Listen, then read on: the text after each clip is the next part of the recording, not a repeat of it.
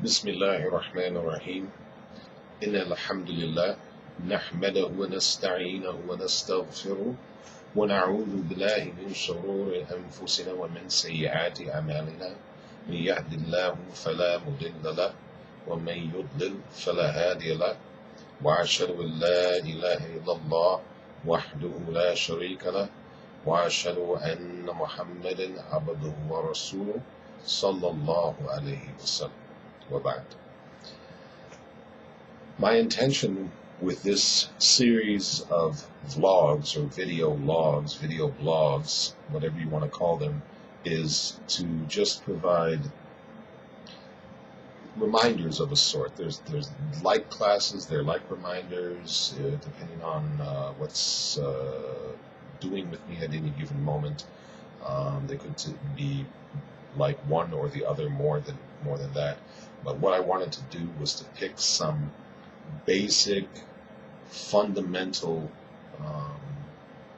concepts or ideas within the deen and to discuss those, being that majority of my experience in teaching and lecturing is in dealing with new Muslims and Muslims who are kind of returning to their deen. So fundamental things, basic, what we would look at as basic information, although I dare say that it's not that basic, and in fact it's some of the most important information, because it's the proper understanding of these fundamentals that really lay the foundation and the groundwork for us to build our iman upon.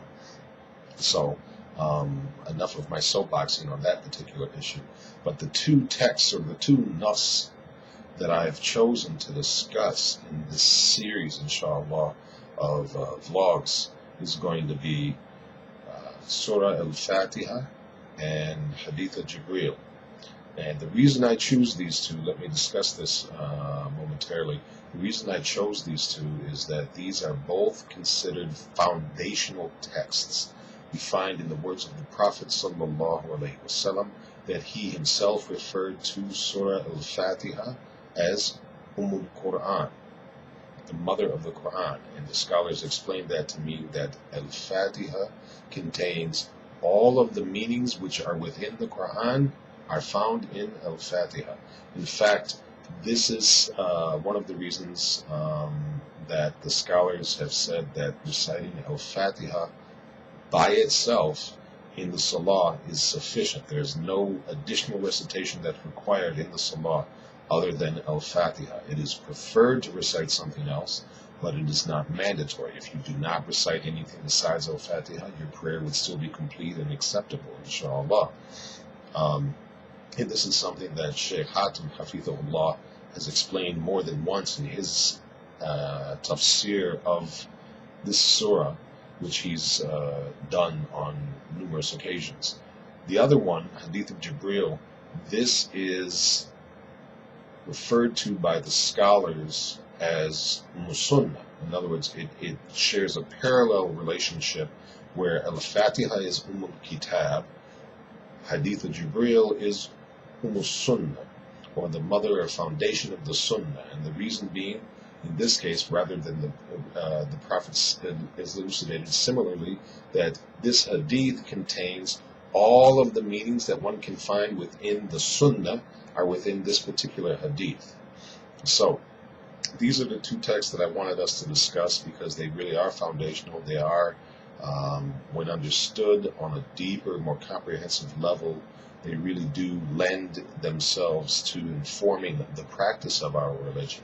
So with that, I want to just, as an introduction, and the intent is to put this on YouTube as well, so I have to keep it short, which is always a challenge for me. The first, of course, is Surah Al-Faatihah, and I don't want to go into too much detail about the Basmalah, but there's a difference of opinion as to whether or not the Basmalah is part of the surah or not. I tend to favor the opinion that says it is not part of the surah, and that Surah Al-Faatihah actually begins with Alhamdulillahi Rabbil Alameen. And one of the evidences that's given for this, I believe a very strong evidence, Wallahu A'lam, is that one of the companions narrated that he prayed behind the Prophet Muhammad sallallahu alaihi wasallam, Abu Bakr, Umar, and then Uthman in the early part of his Khilafah, and all of them, they began their recitation, meaning their recitation in the prayers that were done out loud, with Alhamdulillahi Rabbil Alameen.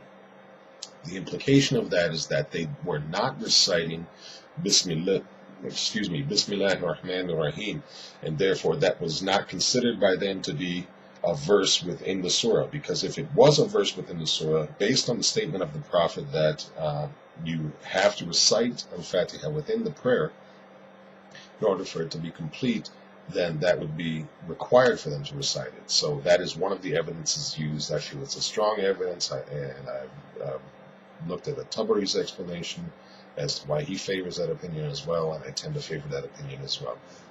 Enough said about that. So, Al-Fatiha, it starts with Alhamdulillahi Rabbil Alameen, Ar-Rahmanir Rahim, Maliki Yawmiddin, Iyaka na'budu wa iyaka nasta'in, Ihdinas Siratal Mustaqim, Siratal Ladina An'amta Alayhim, Ghayril Maghdubi Alayhim Waladdallin. Ameen. And I want to draw one point out here as well, in that in the verse Maliki Yawmiddin, there's actually two ways of reciting this that are well known.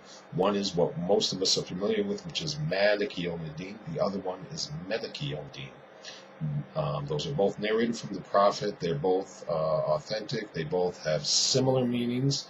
One is sovereign, one is owner, which are complementary but not exactly the same. So we'll get into more of that when we talk about that particular verse, because inshallah my intention is to speak about one verse at a time in each of these segments. Next, of course, is the Hadeeth of Jibreel, and this is the hadith wherein Jibreel comes to the Prophet, and it's narrated by different companions. Abu Hurairah narrates it, and I'm summarizing, these aren't the exact words. Abu Hurairah narrates it as they were sitting with the Prophet ﷺ one day, and a man approached where they didn't see, whose clothes were exceedingly white, and his hair was exceedingly black, and he showed no signs of travel upon him, and none of them, they knew him.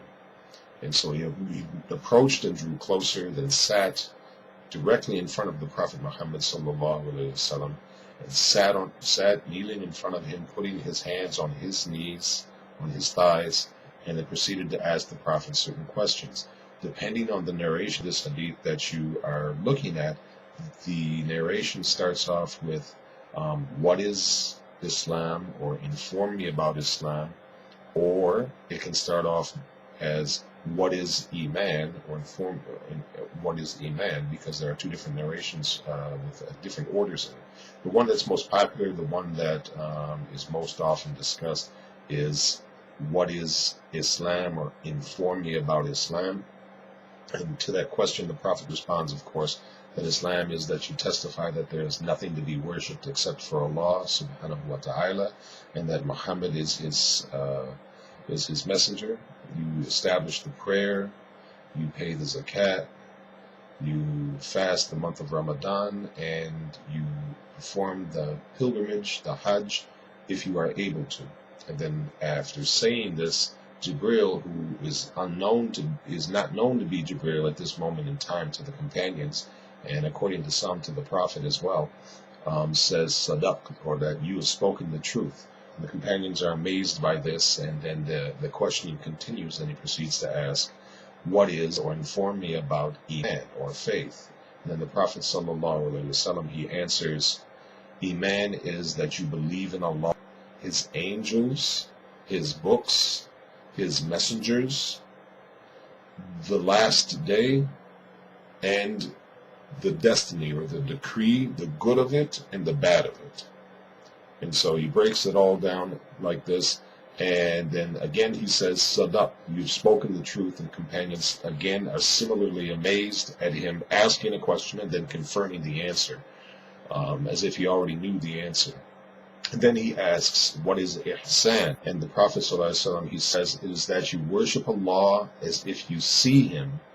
And if you can't see Him, or if you can't attain to this state of feeling like you're seeing Him, then you should know that He sees you. And this is the state of ihsan, or perfection. And so then the questioner, who is Jibreel alayhi salam, he asks, tell me when is the hour? And the Prophet ﷺ said that the one who's being asked doesn't know any more than the one who's asking. In other words, I don't know, which is, of course, echoed by Allah in the Quran and elsewhere, where He says the knowledge of these things is with Allah alone, paraphrasing in that instance. So Jibreel follows that up, saying, then inform me about some of its signs. And amongst the signs that the Prophet ﷺ mentions is that the slave girl or the slave woman will give birth to her master or mistress. And there's various explanations for this, amongst them being that children will become so disobedient they will treat their parents like slaves. And when you think about the current conditions with many of our children, it's a haunting explanation of it. The next one is that the barefoot, destitute herders of sheep will begin competing and building lofty buildings. And so it's explained variously that essentially society is turned upside down, so that the lowest become highest and the dependent become the commandant or the commander. So it's these type of things that he talks about, and then he finishes his questions and he leaves and goes on his way. And the Prophet pauses for a minute and says, someone sends them to go find him, and they can't find him. And when they return, he asked them, do you know who that was? And they said, Allah and His Messenger know best. And he said, that was Jibreel, that was Gabriel alayhi salam. He had come to teach you your religion. This is one of the most important parts of this hadith in the sense that it summarizes what all of these things are comprising of, and that they all are components of deen. And so he says that he came to teach you your deen, your religion. And so this is the text of the Bukhari and Muslim and others. So it is what's referred to as agreed upon, which is one of the highest levels of authenticity that a hadith can have. So there's little doubt as to its authenticity. Truthfully, there's no doubt in common circles or common parlance. So with that, I don't want to beleaguer this any more than I already have. These are the texts that, inshallah, we'll be discussing and talking about. I'll be preparing notes on various segments to discuss, and we'll be discussing this slowly. We'll be discussing Faatihah verse by verse, and we'll be discussing the hadith point by point. So I say point by point.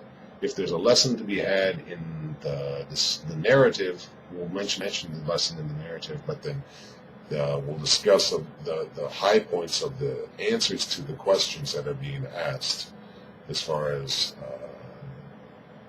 those things which are Islam and Iman and Ihsan and the signs and those things like that. We'll talk about those in more detail, one by one, inshallah. So with that, I want to thank you for your patience and your patronage, and I hope that you derive benefit from this. And if you do, then pray that Allah accepts it from me with all sincerity. And if you do not, then pray that Allah guides me to what would be beneficial for myself and then for you. سبحانك اللهم وبحمدك أشهد أن لا إله إلا أنت أستغفرك وأتوب إليك والسلام عليكم ورحمة الله وبركاته.